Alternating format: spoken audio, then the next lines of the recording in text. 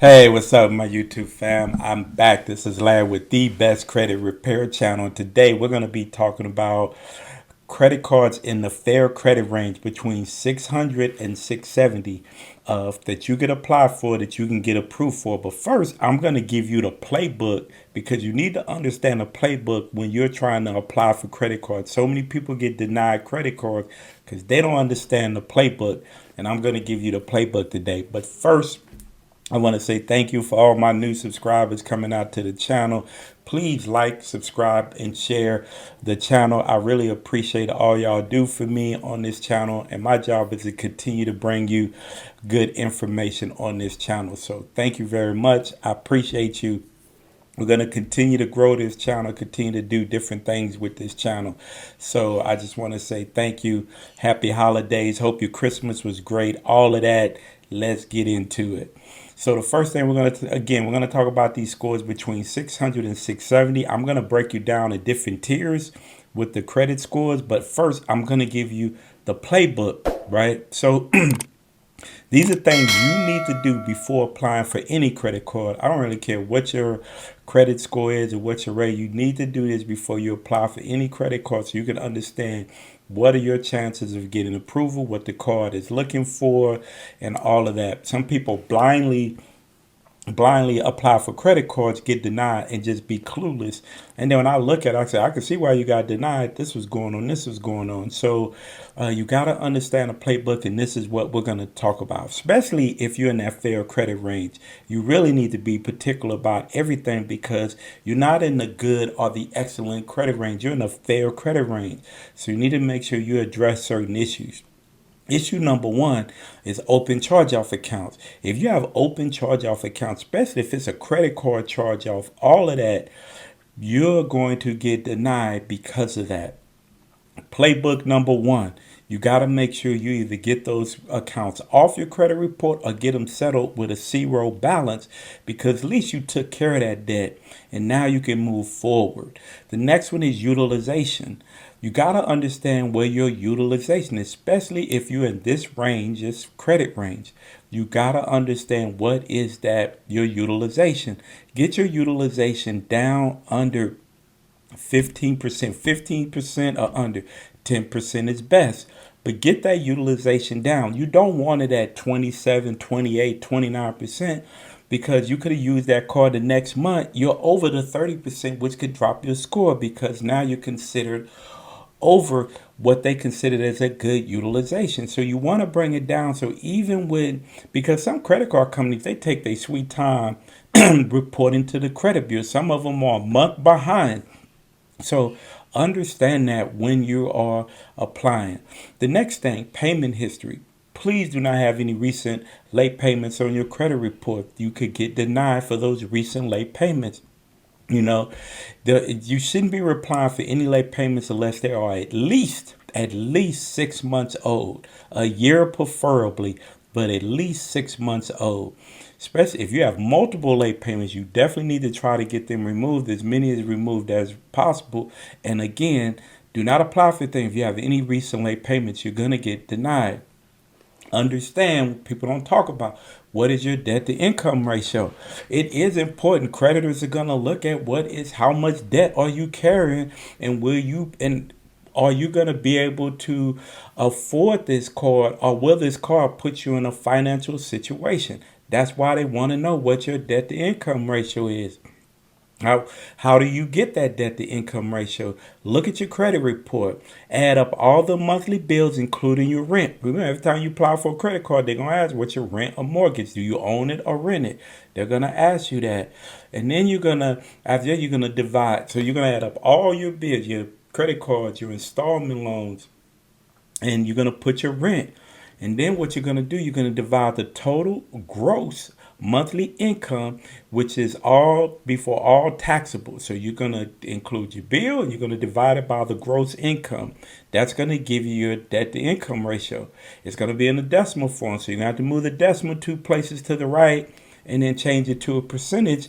And it's going to give you what your debt to income ratio is. It should be under 40%. Anything over 40%, you're going to be in that gray area where somebody could deny you because they may consider that debt to income ratio too high to give you a credit card. It could determine based on that how much credit limit they give you because of your debt to income ratio. If you have low debt to income ratio, you're more likely to get a higher credit limit because of that. But if you have you straggling and you're right there at that debt to income ratio where it could be approval or denial, they may give you a small credit limit like $1,000 or 2,000. Excuse me. Most people want, $5,000, $10,000, $15,000, $20,000 credit cards. Your debt to income ratio is going to play a major part in that. A lot of people don't talk about that. I'm not going to give you a $20,000 credit limit and your debt to income ratio is high. So you want to do all those things. That is the playbook. The last thing you need to do, and you could go onto the Experian app. I'm not getting paid none for Experian app. You can go on there if it's a paid prescription. When you go on there, it's going to give you a FICO score. If you hit that FICO score, it is going to break down the different FICO scores that you have for auto FICO, for a mortgage FICO, and a credit card. You're going to have 3 credit card scores, a FICO 8, a FICO 3, and a FICO 2. Look and see what your credit card FICO scores are right before you apply. You could be applying for a card that you need a 640 and you got a 620, right? You're going to automatically get denied. So you need to look at what your credit card FICO scores are before applying for any credit card. You may be applying for a credit card. You may have a 700 not knowing, and you're applying for a credit card that's around the range of a 620, 640. You probably can waste that inquiry on a much better credit card. So understand what your credit card FICO score is. So now let's get into these credit cards that we're talking about. We're going to first start off with the credit cards in the range of 600 to 620. So these are the credit cards that you can look at that you may be able to apply for and get approved. Definitely building credit cards. Credit One Platinum. That's one credit card, definitely a card that you can get. Patel, 1 or 2. They get pre-approval. And when you apply, they'll tell you the card that they approved you for. The Apple card. Around that 600, 620, you can even go to the website. They talk about having that 600. You'll be able to get approved for this card. Merrick Bank is another one that you get approved for in this credit score range. Avant is one. And Prosper.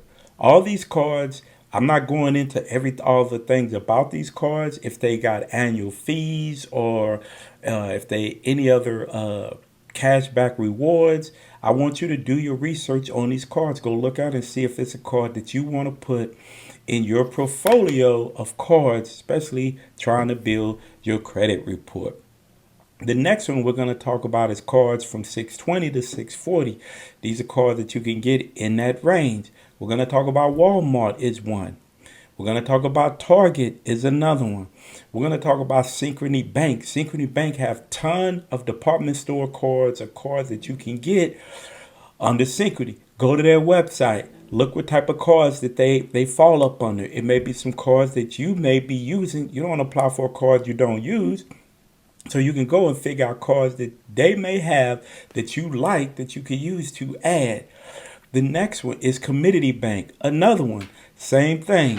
You have another bank that have cards that they use. See what kind of cards that fall under Community Bank. It may be some cards that you can use that you like that you could apply for. The next one is Macy's. That's a department store card. Another one. And then you have Chase Slate's Ed. It's their lower tier card. You could apply for that card. It's a card that you could get. Remember, there is a playbook. I gave you that playbook. Then you got Discovery card. You got Capital One Quicksilver and Quicksilver One cards. And then you got Ola, OLLO credit card. And then you have credit unions. Look for credit unions in your local area. I have Navy Federal because I'm retired military, which I love. I have 3 credit cards with them. So, and Navy Federal gives high credit limits. And another thing about credit unions is that they tend to be more forgiving for lower credit scores for their cards. So look at local credit unions. Do your research. Look for those credit unions and see what cards and what they offer. And the other thing is building a relationship with the banks or credit unions that you dealing with. So that's why I say get with these credit unions. Get with them. If you're dealing with your bank, create relationships with your bank. The next set we're going to talk about is 641 FICO scores to 670. These are cards in that area. We're going to talk about Amazon Visa, American Express Blue Cash Reward cards. We're going to talk about upgrade cards. Well, this card is really a line of credit card, but around the same scores, they give high limits too. Then you talk about Citibank Double Cash. We talk about Diamond Preferred with Citibank.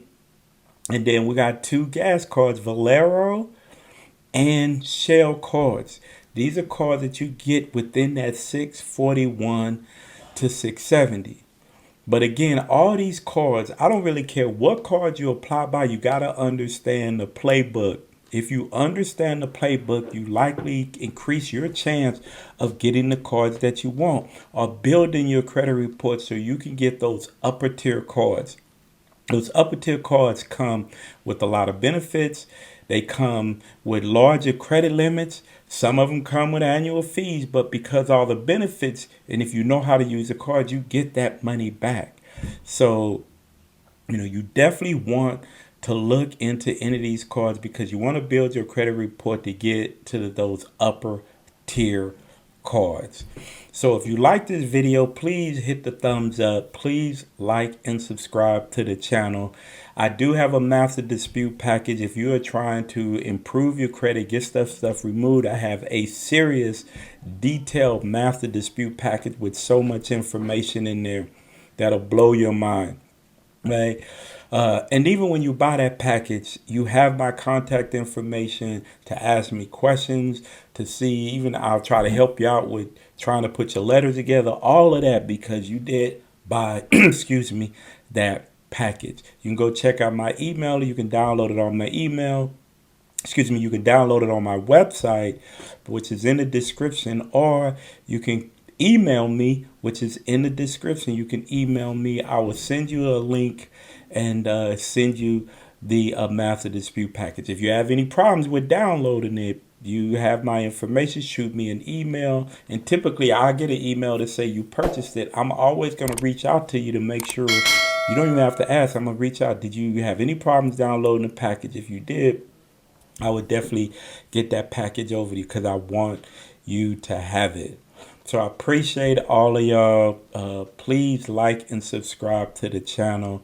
You do me a great favor, and I'm returning that favor and bringing you information so you can go out and do your own research so you can improve your score. 2023 is a big year that you definitely need to get your credit in order. I did a video on that.